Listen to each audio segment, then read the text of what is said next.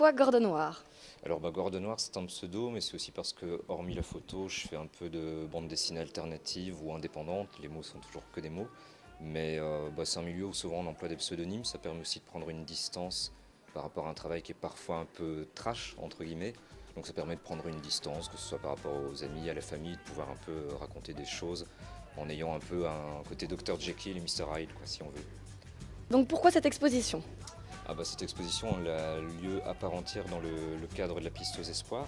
Ça fait la troisième fois en fait qu'on monte une expo dans le cadre de la piste. Donc si tu veux, dans le cadre de mon travail ici, on essaye souvent de pouvoir insérer des expositions dans d'autres événements tels que le Diva Rock Festival ou en l'occurrence comme ici la piste aux espoirs.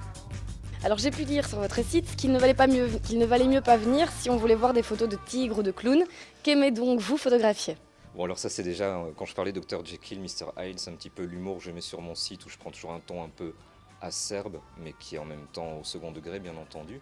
Mais moi ce que j'ai essayé de photographier c'est plus un peu des impressions, des mouvements, c'est-à-dire que les photos que je communique par la suite à la presse ne sont pas forcément les mêmes que celles que j'expose moi.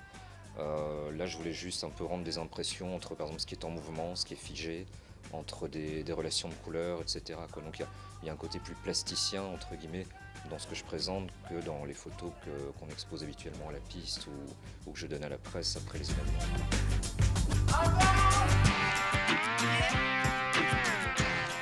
Le cirque, c'est un domaine de prédilection pour la photo ou vous aimez d'autres choses? Oui, c'en est un, mais c'est-à-dire si tu veux, moi au départ en termes de photos de spectacle, j'ai travaillé pas mal de temps dans la presse rock, où là j'ai couvert un peu toute la scène des années 90 en termes de photos de presse, etc. Et puis sur le côté, c'est un peu difficile je crois de définir mes photos, c'est-à-dire je travaille un peu sur des idées d'accidents de perception. Quelquefois mes photos, il y a des gens qui sont persuadés d'y retrouver des choses liées, par exemple à Photoshop, on me dit ah dis donc t'as mis tel et tel filtre. Non, il n'y a pas de filtre, c'est-à-dire que dans la vraie vie, j'essaie de trouver des choses qui vont déformer la réalité et je photographie par ce biais-là. Mais il n'y a jamais de retravail sur Photoshop si ce n'est pour le contraste ou ce genre de choses.